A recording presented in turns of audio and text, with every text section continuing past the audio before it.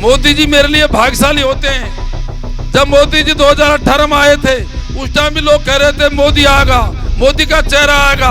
मैंने यहाँ कोई फर्क नहीं पड़ता, यहाँ दौसा की जनता है, हम मोदी को सऊदी अड़ा देंगे। मैं 51,000 से जीता था। अभी मैं गारंटी के साथ में कह सकता हूँ, मोदी जी चाहे पद यात्रा कर लो, चाहे रथ यात्रा कर लो, चाहे वाहन यात्रा कर लो, 2 साल से हमें ऐतिहासिक जीत दर्ज कराएंगे। सवाल इस बात का है, आप चाकसू वालों भी इस बार प्लस कर देना। जो व्यक्ति चाहे नेता हो चाहे कार्यकर्ता हो, जो खुद का बूथ नहीं जिता सकता, नेता कहने का हकदार नहीं है। सबसे बड़ा नेता मेरे लिए वो है जो अपनी ग्राम पंचायत जिता के देगा, जो अपना बूथ जिता के देगा, जो अपना मंडल जिता के देगा। हमारे दौसा संसदीय क्षेत्र के आप सबके बीच में लोकप्रिय प्रत्याशी आदरणीय मुरारी लाल जी मीणा साहब से निवेदन करूंगा कि पधारे और दौसा लोकसभा क्षेत्र के इस माधोराजपुरा की सभा को संबोधित करें। बोलो कांग्रेस पार्टी, कांग्रेस पार्टी। देखो कोई भी युद्ध बिना जोश के जीता नहीं जाता। बोलो Congress party, Congress party.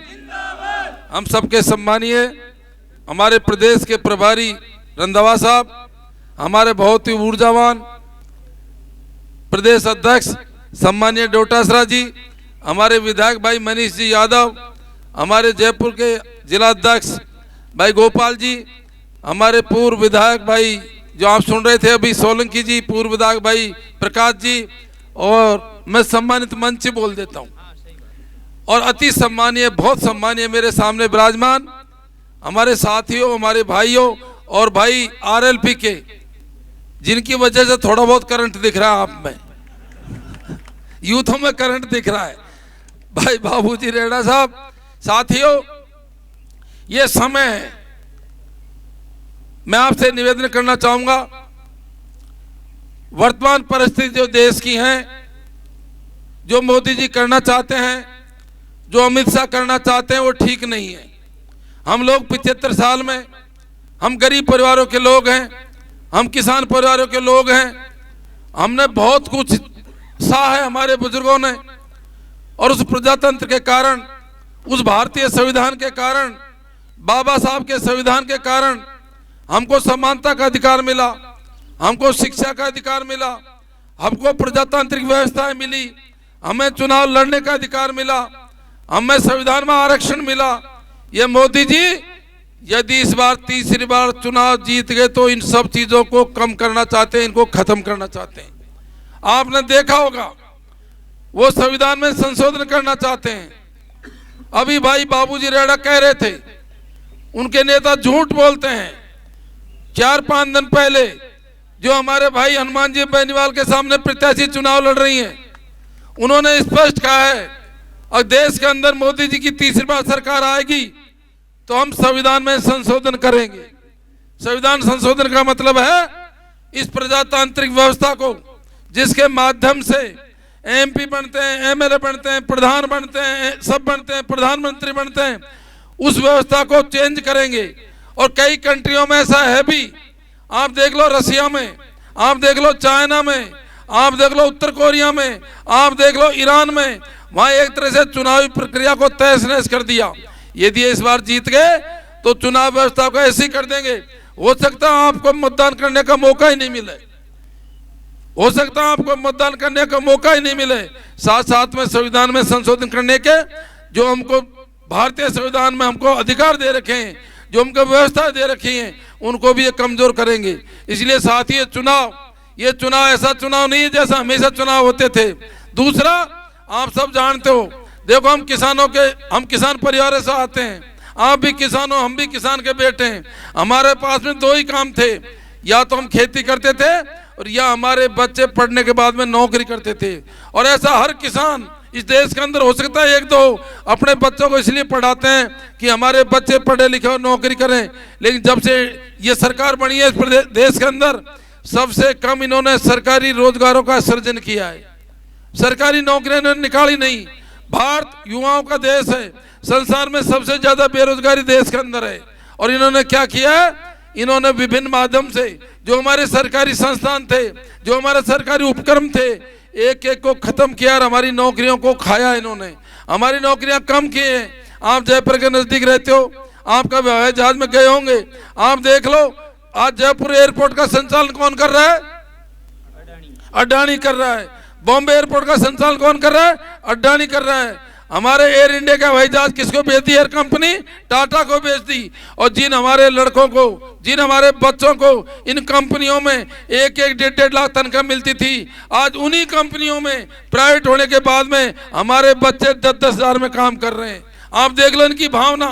East India company एक भारत के अंदर आई थी, आज मोदी ने 10-10 ईस्ट इंडिया कंपनी तैयार कर रखी है। इसलिए आपको तरीके से गुलाम बनाया जा रहा है। समय रहते सही फैसला कर लो, समय रहते समझ दो, नहीं आने वाली पीढ़ियां आपको और हमको माफ नहीं करेंगी। साथियों, दूसरा प्रदेश स्तर पर आ जाइए आप। 4 माह पहले हमारी सरकार थी, जैसा सोलंकी जी बता रहे थे, डोटासरा जी भी थे। क्या कमी छोड़ी थी हमारी सरकार ने? हमारे विभिन्न प्रकार की जन कल्याणकारी योजनाएं थी। इन्होंने सरकार बनते बनते या तो हमारी जन कल्याणकारी योजनाओं को कमजोर किया है या बंद किया है। और बंद तो किया जो किया। और हमारे किसान भाई, आपकी तरफ का तो मेरे को ध्यान नहीं है, हमारे दौसा जिले में जैसा मैंने बताया, किसान या तो खेती से टाइम पास करता है या बच्चे नौकरी से टाइम पास करते हैं। और तीसरा साधन है अपने ट्रैक्टरों से भाटा बजरी मोरम डाल के अपना टाइम पास करते हैं। इन्होंने वो ट्रैक्टर के भाटा बजरी भी बंद कर दिए। ऐसी स्थिति प्रदेश की कर दी इन्होंने। इसलिए साथियों, ये लोकसभा का चुनाव है। दूसरा आ जाओ प्रत्याशियों पे।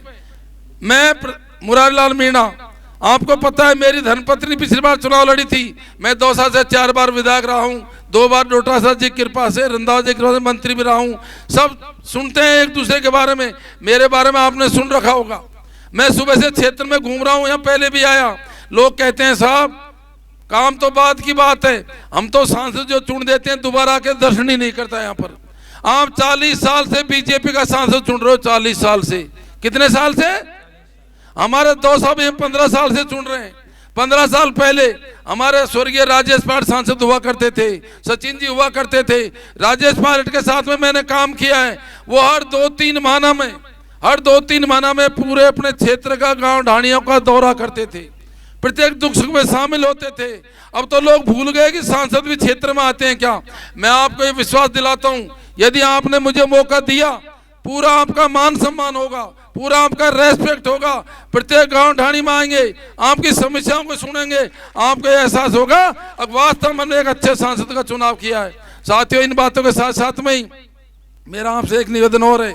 जैसा मैं बता रहा था, पिछली बार मेरी धर्मपत्नी चुनाव लड़ी थी, उस टाइम ये मान रहे चुनाव जीत गए।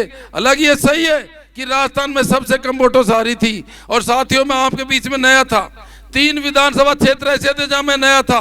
चाकसू विधानसभा क्षेत्र, बस्सी विधानसभा क्षेत्र और थानागाजी विधानसभा क्षेत्र। दौसा जिले के अंदर 5 विधानसभा क्षेत्र थे। मैं ओला 5 विधानसभा क्षेत्रों से 7,000 से जीता था, पूरे 5 मिला करके। लेकिन आपके बीच में नया था, मेरे को इन 3 विधानसभा क्षेत्रों ने चेप दिया। और उसके पीछे कारण क्या था? हम परसेंटेज और बढ़ा देते। उस दिन आखतीत के सावे थे, आपका तो पता नहीं, लेकिन हमारे जिले के अंदर ऐसा कोई गांव नहीं जिस किसान परिवार में, जिस गरीब परिवार में अबूझ सावा होता है 5-5, 7-7 शादियां नहीं हो। हमारी पोलिंग 45-50 रह गई, बीजेपी की पोलिंग 70 हो गई। हम चुनाव हार गए। नहीं, हमको ये पता था हम 1.5-2 लाख से वहां से दौसा से जीत जाएंगे, तो और थोड़ा बहुत बराबर आप कर दोगे।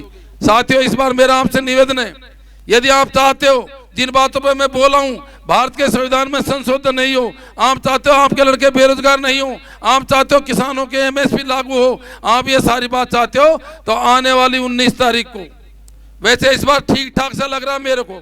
हालांकि आप में सुस्ती जरूर है, लेकिन चेहरों से झलकता है कि आपका वोट देने का मन बन चुका है। इस बार तो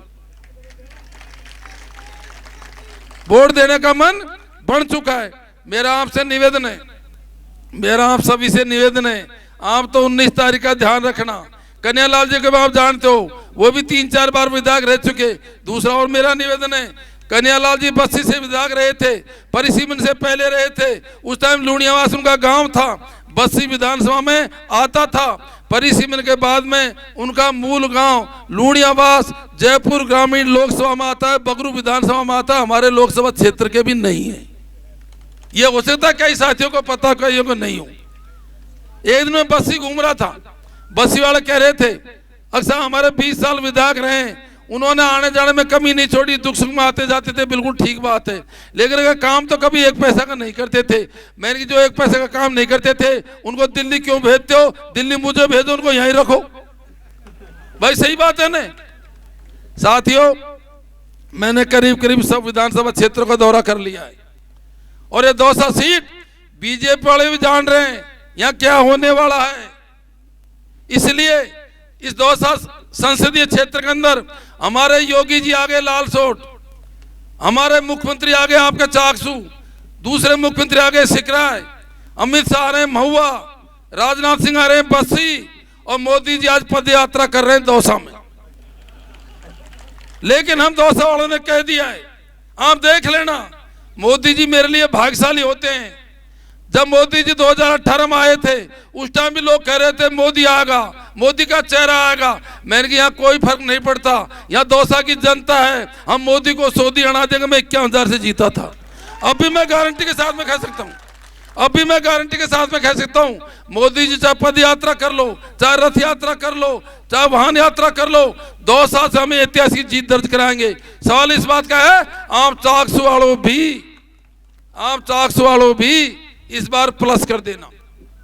यदि आप प्लस कर दोगे, मैं गारंटी के साथ में कह सकता हूं ये दौसा लोकसभा क्षेत्र रंधावा साहब उत्तर भारत में सबसे टॉप जीत दर्ज कराएगा। क्योंकि मैं भी 5 विधानसभा क्षेत्र ऐसे हैं हमारे क्षेत्र के, आप पूछ लेना, ऐसा कोई गांव नहीं है जिसमें मैं बाई नेम 100 आदमियों को नहीं जानता हूं। 5 विधानसभा क्षेत्र में। आपका क्षेत्र थोड़ा नया है, आप कृपा बरसा देना, आप कृपा और थोड़ा जोश से काम करना। देखो काम का भी फर्क होता है। थोड़ी मैं कड़ी बात कह दूं साथियों, जो व्यक्ति चाहे नेता हो, चाहे कोई भी हो, चाहे कार्यकर्ता हो, जो खुद का बूथ नहीं जिता सकता नेता कहने का हकदार नहीं है। हमारे जितना भी नेता बैठे हैं कोई जरूरत नहीं प्रचार करने की, सारी जनता की भावना है। और मैं तो 2018 से भले मेरी गाड़ी में देख लो, मेरे विधानसभा क्षेत्र की प्रत्येक बूथ की लिस्ट में मेरी गाड़ी में रखता हूं। और वो सब नेताओं का आईना होती है। जो बड़ा नेता बनते हैं निकाल के कहता हूं भैया ये तेरा आईना है। सबसे बड़ा नेता मेरे लिए वो है जो अपनी ग्राम पंचायत जिता के देगा, जो अपना बूथ जिता के देगा, जो अपना मंडल जिता के देगा। कृपा करके आज करीब 70-80 बूथों की हम मीटिंग है। कितने हैं? 70-80 बूथ हैं। आप ऊपर हाथ करके तय करो, अगर हम अपने अपने बूथों से जिताएंगे। हम क्या करते हैं, दूसरी जगह हवा देखने चले जाते हैं, उस वक्त क्या हो रहा है, उसमें क्या हो रहा है, और खुद के घरों से यही नहीं कहते वोट तेरे को कहां डालना है। घर में प्रचार नहीं करते, बाहर प्रचार करते हैं। सबसे पहले अपना घर सुधारो, फिर अपना परिवार, थोक, गांव। यदि वहां माहौल बन जाएगा तो हम निश्चित जीतोगे। आप यहां से जाकर के जो रंधावा साहब बोलेंगे, जो डोटासरा जी बोलेंगे, इस संदेश को जो भाई बाबू ने बोला है, इस संदेश को हम कहां तक पहुंचाओगे ने? आप इस संदेश को पहुंचाओगे ने? अब RLP कांग्रेस का गठबंधन है, पहुंचाओगे कि नहीं पहुंचाओगे? और वोट पूरे डालोगे ने? और स्टेज के नेता सब देखो, मैंने कहा है उत्तर भारत में 1 नंबर जीतना को रंधावा जी ने, मेरे को सही बता रहा हूं, मेरे को फिर कई कहते हैं साहब मीडिया के सामने मत बोला करो, मेरा मन नहीं था। ये बैठे इनने सबने, रंधावा साहब, डोटासरा जी ने, और इसमें भी आपका ही हाथ होगा। जब इन्होंने सर्वे करवाया 8 तहसीलों का, तो सबकी तरफ से एक रिपोर्ट गई और दौसा लोकसभा क्षेत्र को मुरारी जीत सकता है। तो आपकी रिपोर्ट का आधार पर टिकट मिला। रंधावा जी और डोटासरा जी, मां मीटिंग में से भी मेरे डोटासरा ने फोन किया, मेरे हिसाब से बैठे होंगे सब, कह भाई लड़ ले। फिर लास्ट में मैंने कह दिया भाई अब सब बड़ों की बात तो माननी पड़ेगी, लेकिन आपको मेरा पूरा सहयोग करना पड़ेगा। मैं लड़ लेते हैं चलो भाई। तो इसलिए क्योंकि मेरे को पिछली बार आपको पता है बार चुनाव लड़ना, कोई क्या कहता है, कोई क्या कहता है, इसलिए इस तरह से चुनाव लड़ना पड़ गया। लेकिन आज हम खूब मेहनत कर रहे हैं, मेरे कार्यकर्ता मेहनत कर रहे हैं। देखो सब एक है स्टेज पे, सब स्टेज पे एक है। और ये देखो भाग्य की बात भी है ये प्रकृति की बात है। हर विधानसभा क्षेत्र में बट रहे थे लोग बाग, हर विधानसभा ग्रुप हो रहे थे, कल महुआ में ग्रुप हो रहे थे, सब जगह हो रहे थे। आज हमारे सारे लोकसभा क्षेत्र के नेता रंधावा साहब एक है। कल हुड्डा जी के सामने कैंडिडेट चुनाव लड़ा था, कल उसके घर चले के हमने खाना खाया, मैं खाओ सब एक रहो, ये सही बात है। सोलंकी जी बता रहे थे, अरे कांग्रेस जिंदा रहेगी तो हम जिंदा रहेंगे, भारत का संविधान रहेगा तो हम रहेंगे, हमारे लड़कों का भविष्य इसमें टिका हुआ है, पहले तो हम बाद में लड़ लेंगे, पहले तो एक होकर के हमको मोदी को भगाना है, पहले एक होकर के मोदी को भगाना है। इसलिए साथियों, मैं ज्यादा अभी तो आपके 2-4 पंचायतों में एक रोज और आ जाऊंगा। आज के बाद में मुझे पूरा विश्वास है यहाँ बैठने वाले सब लोग अपने आप को मुरारी लाल मीणा समझ के काम करें। करोगे? अब इस पर खड़ा करो ऊपर को हाथ। कांग्रेस पार्टी जिंदाबाद, कांग्रेस पार्टी जिंदाबाद। बहुत बहुत धन्यवाद। राम राम साहब बोलो, तेजाजी महाराज की अच्छा। धन्यवाद।